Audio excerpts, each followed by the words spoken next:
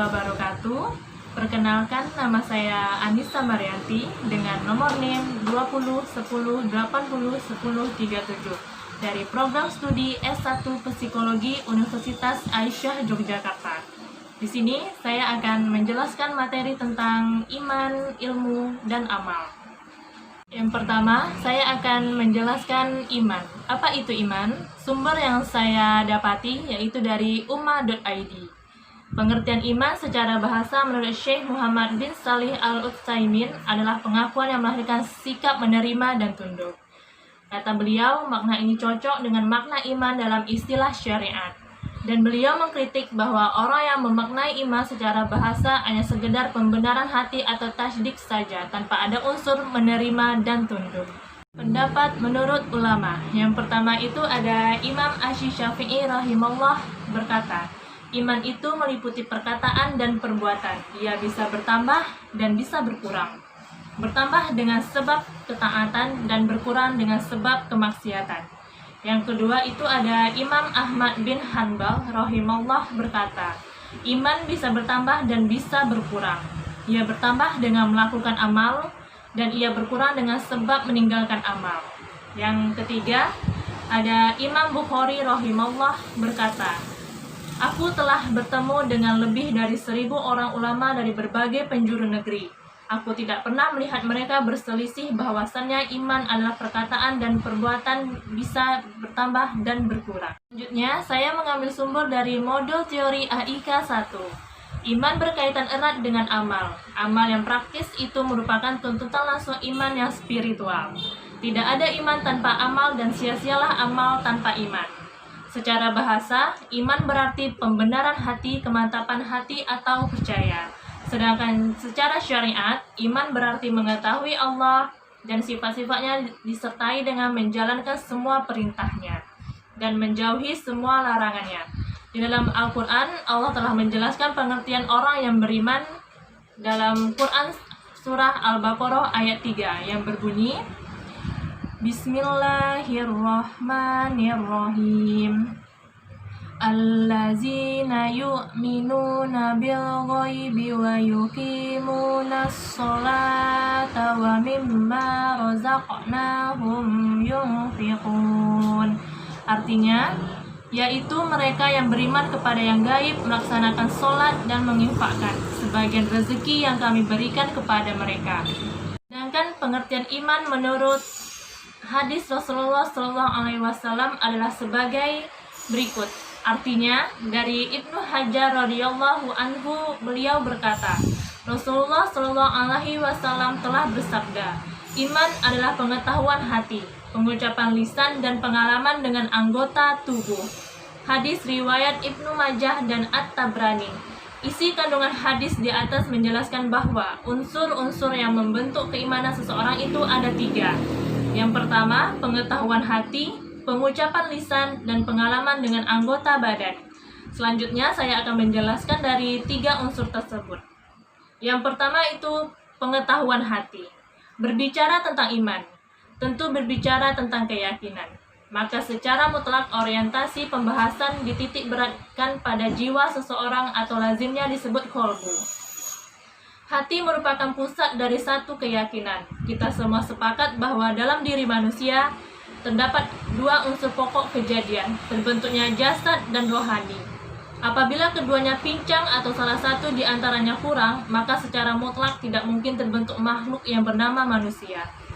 Orang yang beriman hatinya harus makrifat kepada Allah, mengetahui siapakah Allah itu, karena tanpa mengenal Allah mustahil seseorang akan beriman kepada Allah. Yang kedua, pengucapan lisan. Setelah mengenal Allah dan meyakini dengan sepenuh hati, seseorang mukmin diwajibkan mengakui dan mengikrarkan dengan lisan, yaitu dengan mengucapkan 2 kalimat syahadat. Yang ketiga, pengalaman dengan anggota badan. Amal merupakan unsur dari iman. Seperti perkataan Imam Ibnu Abdil Bar, para ahli fikih dan hadis telah sepakat bahwasannya iman itu perkataan dan perbuatan, dan tidaklah ada perbuatan kecuali dengan niat. Al-Imam Ibnul Qayyim Al-Jauzi juga berkata, hakikat iman terdiri dari perkataan dan perbuatan. Perkataan ada dua, perkataan hati yaitu i'tiqad dan perkataan lisan yaitu perkataan tentang kalimat Islam atau mengikrarkan syahadat. Perbuatan juga ada dua, perbuatan hati yaitu niat dan keikhlasannya, dan perbuatan anggota badan. Apabila hilang keempat tersebut, akan hilang iman dengan kesempurnaannya. Dan apabila hilang pembenaran atau tasdik dalam hati, tidak akan bermanfaat tiga hal yang lainnya. Selanjutnya, materi kedua yaitu ilmu. Saya mengambil sumber dari uharsaputra.wordpress.com. Apa itu ilmu? Ilmu merupakan kata yang berasal dari bahasa Arab, masdar dari alima, ya'lamu yang berarti tahu atau mengetahui. Kedudukan ilmu menurut Islam sangatlah penting dalam ajaran Islam. Hal ini terlihat dari banyaknya ayat Al-Quran yang memandang orang berilmu dalam posisi yang tinggi dan mulia di samping hadis-hadis Nabi yang banyak memberi dorongan bagi umatnya untuk terus menuntut ilmu. Klarifikasi ilmu menurut ulama Islam. Al-Quran telah mengajarkan bahwa ilmu dan para ulama menempati kedudukan yang sangat terhormat. Sementara hadis Nabi menunjukkan bahwa menuntut ilmu merupakan suatu kewajiban bagi setiap muslim. Kewajiban manusia adalah beribadah kepada Allah. Maka wajib bagi manusia muslim dan muslimah untuk menuntut ilmu yang terkaitkan dengan tata cara tersebut, seperti kewajiban sholat, puasa, zakat, dan haji. Selanjutnya, saya mengambil sumber dari modul teori AIK 1. Dalam hubungan inilah konsep membaca sebagai salah satu wahana menambah ilmu menjadi sangat penting. Dan Islam telah sejak awal menekankan pentingnya membaca, sebagaimana terlihat dari firman Allah yang pertama diturunkan yaitu melalui Quran Surah Al-Alaq ayat 1-5 yang berbunyi, Bismillahirrahmanirrahim. Iqra' bismi rabbikal ladzi khalaq. Khalaqal insana min 'alaq. Iqra' wa rabbukal akram. Allazi 'allama bil qalam. 'Allamal insana ma lam ya'lam. Yang artinya, bacalah dengan menyebut nama Tuhanmu yang menciptakan. Dia telah menciptakan manusia dari segumpal darah. Bacalah, dan Tuhanmu lah yang maha mulia, yang mengajar manusia dengan pena. Dia mengajarkan manusia apa yang tidak diketahuinya. Ayat-ayat tersebut jelas merupakan sumber motivasi bagi umat Islam untuk tidak berhenti menuntut ilmu, terus membaca sehingga posisi yang tinggi di hadapan Allah akan tetap terjaga. Yang berarti juga rasa takut kepada Allah akan menjiwai seluruh aktivitas kehidupan manusia untuk melakukan amal soleh. Berikutnya saya akan menjelaskan keutamaan dari ilmu. Yang pertama itu, ilmu menyebabkan dimudahkannya jalan menuju surga. Hal ini sebagaimana ditunjukkan oleh hadis Abu Hurairah radhiyallahu anhu, Rasulullah shallallahu alaihi wasallam bersabda, barang siapa menelusuri jalan untuk mencari ilmu padanya, Allah akan memudahkan baginya jalan menuju surga. Hadis riwayat Muslim. Yang kedua, ilmu adalah warisan para nabi. Hal ini sebagaimana dinyatakan oleh hadis, para ulama adalah pewaris para nabi. Sesungguhnya, para nabi tidak mewariskan dinar ataupun dirham, tetapi mewariskan ilmu. Maka dari itu, barang siapa mengambilnya, ia telah mengambil bagian yang cukup. Hadis riwayat Abu Daud, At-Tirmizi, dan Ibnu Majah. Yang ketiga, ilmu akan kekal dan akan bermanfaat bagi pemiliknya. Walaupun dia telah meninggal, disebutkan dalam hadis, jika seorang manusia meninggal, terputuslah amalnya, kecuali 3 hal, sedekah jariah, ilmu yang bermanfaat, atau anak soleh yang berdoa untuknya. Hadis riwayat Muslim. Yang keempat, Allah tidak memerintahkan nabinya meminta tambahan apapun. Selain ilmu, Allah berfirman dalam Al-Quran Surah At-Toha ayat 1-14 yang berbunyi, Bismillahirrahmanirrahim. Fata'alallahul malikul haqq wa la ta'jal bil qur'ani min qabli ayyuqda ilaika wahyu wa qur rabbi zidni ilman. Yang artinya, maka maha tinggi Allah, Raja yang sebenar-benarnya, Dan janganlah engkau Muhammad tergesa-gesa membaca Al-Quran sebelum selesai diwahyukan kepadamu. Dan katakanlah, ya Tuhanku, tambahkanlah ilmu kepadaku. Poin kelima, yaitu orang yang dipahamkan agama adalah orang yang dikehendaki kebaikan dari Muawiyah.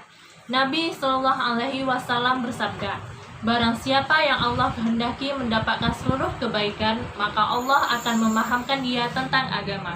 Hadis riwayat Bukhari nomor 71 dan Muslim nomor 1037. Yang dimaksud faqih dalam hadis bukanlah hanya mengetahui hukum syar'i, tetapi lebih dari itu.